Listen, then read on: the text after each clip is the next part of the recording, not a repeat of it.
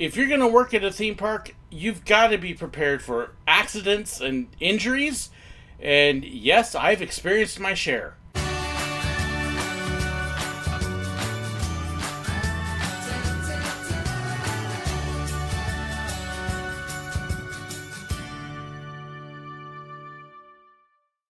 It seems like in the last several weeks there has been a huge number of pretty serious incidents at parks around the country. Various malfunctions and accidents, and a lot of wondering what happens, what do the employees do, and how do you prepare for something like this? And make no mistake, as an employee, you should be prepared. Yeah, be prepared. Yeah, we'll be prepared.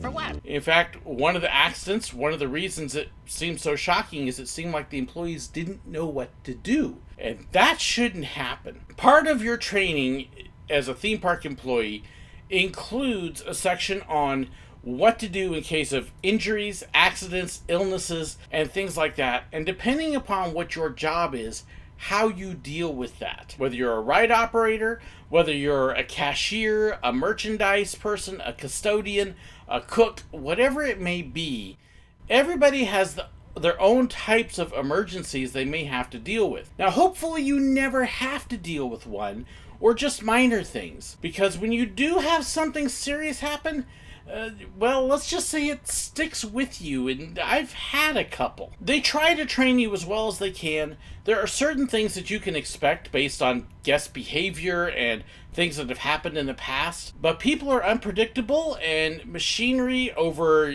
lots of use and time will occasionally have issues, and sometimes it's stuff that you just can't prepare for. But hopefully the rest of your training kicks in. They prepare you for dumb guest behavior, like jumping off a moving train. This one!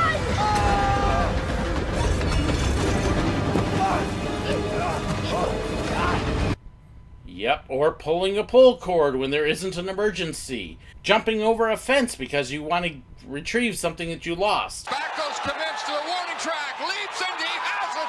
He falls over the fence! Various things like that. They expect that because, unfortunately, people have been dumb and done it in the past, and people are still dumb and do it today. Part of your training is looking at things that have happened in the past and are likely to repeat themselves, so you know what to do. You know that if you see somebody stand up on the ride, that you immediately hit the E-stop, or you tell the engineer to stop the train, or if they're possibly looking at falling out of a Land Rover on the water, that you know to stop the ride, tell them to sit down, and if they do go over, you know how to stop the water and everything else so they don't die. And even then, they still do it. So a big part of your training is how to deal with something like that. First aid is going to be a part of it, but in all honesty, most of the parks don't really want their ride operators or cashiers or others doing major first aid. They want to leave that to professionals. That's why pretty much every park out there has a crew of paramedics. They're not just first aid people. They're oftentimes off-duty firefighters, trained paramedics. I've seen emergency room doctors working at the parks as on-site medics. They're there in case of an emergency. They're there to do the actual first aid. They don't want the employees doing it unless absolutely necessary, because it's too easy for an employee in their shock and nervousness and everything else to make mistakes and make a situation worse. We did get some training. On the train, we were all trained on CPR. So we knew how to do CPR. We knew how to use an AED if we had to. That was there because if we were in the woods, there wasn't going to be any first aid getting to them quickly, and so we had to know. But then our other response was to immediately call first aid, and as soon as they get there, hand off to them and get out of the way. In fact, most of the time at Disney and Busch, really what our training was, do a quick assessment, call first aid, and then keep everybody else away. You really don't want even guests coming in, even though they may know what they're doing, or at least claim to. You don't know who they are, and you have no way to verify it. As an example, there was a boy and a girl that was playing outside of Maelstrom in the Norway Pavilion one time. And I was there walking through with my cameras. They're probably about 6, 7, 8 years old, around there. And they're just messing around like brothers and sisters do. We welcome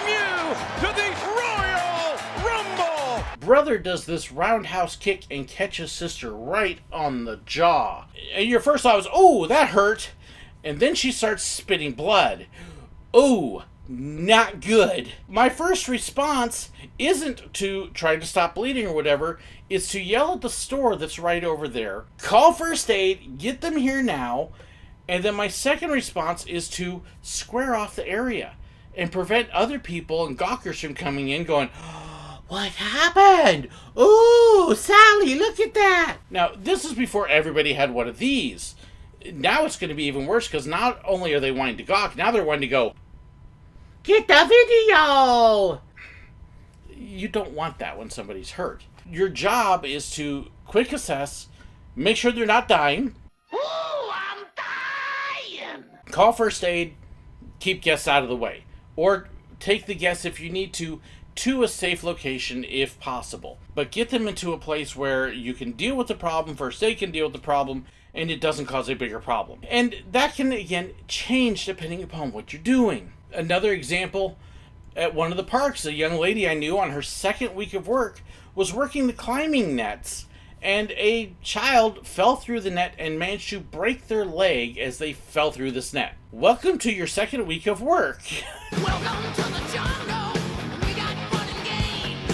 We got everything you want. How do we know the name? She had to help this child because they were in a precarious position. What she actually ended up doing was holding the child so they didn't move and further injure the leg and make a worse situation. And at the same time, she's having to be inside of this yelling out for somebody else to please call first aid. And it took a few minutes before somebody heard her and went, oh, there's a problem. She did the right action. She stabilized the child and waited and summoned help. And then once first aid got there, they were able to get inside, not a fun situation, and take care of the child. Welcome to work. That kind of stuck with her. I did find it very interesting. She was actually a nursing student at the time and became a nurse later on. So good person for that circumstance. But yeah, not a fun thing. And she was a little bit shell-shocked for a while. Shell-shock definitely happens when you face something like this. On the train one time, we had a gentleman, old trains, they've been cycling for thousands and thousands of miles over decades, and just like your car, stuff starts to break. Well, apparently a nail had wiggled its way loose and it caught him. When you cut your head, it bleeds, and oh my goodness, and we're trying to get him out of the way, get him to a place where he's comfortable. Turns out he's a doctor and his wife is a nurse. They were laughing the whole time. I couldn't believe it. But it's making an ugly scene. We're not supposed to do first aid. We're not trained doctors and physicians. We're not even supposed to really apply something to the wound, even though it's obvious. We actually ended up a couple passerbys gave us diapers, of all things, because, hey, they're absorbent. And we actually ended up using that, holding it on his head until first aid could get there. And, yes, he did get a new shirt and a couple other things. They had the most amazing attitudes. But our job was, okay, we're not supposed to do much. You're not dying. Oh, I'm dying again! We know that. Yes, it looks ugly, but, we've got the diaper. And so our job was, we had 4 conductors.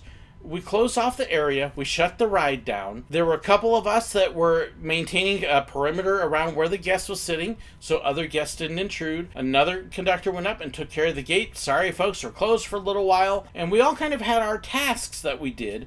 And once first aid came in, then we kind of stepped from our perimeter around the guests and we stepped a little bit further out and kept other people from interfering. That's what our roles were. And that's the important thing as training, is to know what your role is in the case of an actual emergency. The Rock says, know your role. You practice it. You practice evacuations. On Rhino Rally, I did practice evacuations 3 or 4 times, where we went through the whole entire deal of actually grabbing locks, locking out. There's a wonderful system called Lockout, Tagout, and everybody has your own lock and your own key that you wear, and you can't reopen that ride until everybody has returned and unlocked their lock on the control panel. The control panel can't even open, let alone start stuff, until everybody does that. I don't want to take a lot of time to do that, but it's a very effective system to make sure nobody gets hurt. We practice that over and over, and then going out to the ride vehicles and practicing evacuating and setting up the evacuation ladders. On Outlaw Run, they practice evacuation off the lift hills,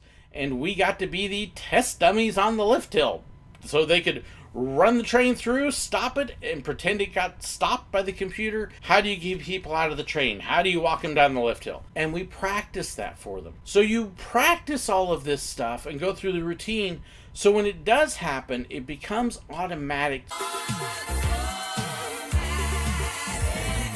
so that you can help deal with it. And then when you do get something even bigger, you're ready for it. We had a coworker one time at Outlaw Run that had a heart attack while working on the ride. One of my other train guys happened to be there, trained on CPR, trained on how to use the AED, and he was able to immediately turn around and assist until first aid got there and kept him alive. In the meantime, the other employees there shut the ride down, evacuated the station, let everybody know it'd be okay, and made sure that they didn't have a bigger problem. Another coaster that I was visiting a park, they did wonderfully. In line, I'm up near the gate getting ready to get on the coaster, and the coaster comes back in, and there is somebody near the back of the train bleeding profusely. Somebody up near the front had carried on a cell phone, tried to shoot video, lost grip, it flew back and hit this man in the head. The crew did wonderfully. They had another train out on the course. They immediately got the injured guest out of the train because they were still able to walk, got him seated down, started treating him, found out whose phone it was, evacuated everybody else out of the station. The other train that was out on course stops at the end brake run, and then a couple of employees went and they worked on evacuating the people off the train in the brake run so they didn't have to move anything. Got them through and out of the way while first aid was still treating the guy. They had somebody up at the gate. Everybody took their place and knew their role, took care of this person smoothly, efficiently, and quickly. They did an amazing job. I actually sat outside the station and just watched, not because I wanted to see what happened to the guests, but wow, look at these employees perfectly in motion and sync. And actually I went up afterwards and complimented their supervisor. They all need big props because that was a scary situation and they handled it beautifully. So yes, employees are trained. It is part of their training to prepare for emergencies. You hope you never see one. When you do see them, you remember them because of what they are. You hope you never have one that ruins the job for you. My heart breaks when I hear about life-threatening injuries and things like that, because having been as a ride operator in minor to moderate ones, I can only imagine what it would be like, and that would be devastating. How do you go back to work after that? The thing to remember when you see something like this, not only are the injured people and their family people, so are the ride operators, so are the people working. It's hard for them as well. You never want to see something like that, but you do prepare for it. Would you like to know more about the preparations and other instances? Do you have something to share? Please share it in the comments below. I would love to hear it and love the chance to respond. Thank you so much to my members, my YouTube patrons, for supporting me. Their financial support means the world to me. Please don't forget to like and share the video as well. Subscribe if you haven't. Thank you so incredibly much for watching. God bless. One thing, so good person for the, and he was a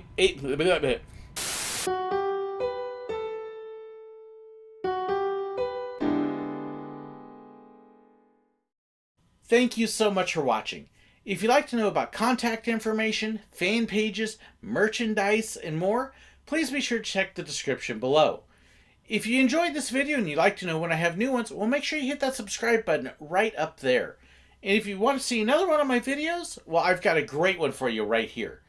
And a huge thank you to these wonderful people here who support me on Patreon and with YouTube memberships. They get behind the scenes information, special perks, and more. If you'd like to know more about that, well, make sure you check that button right there. Thank you so much.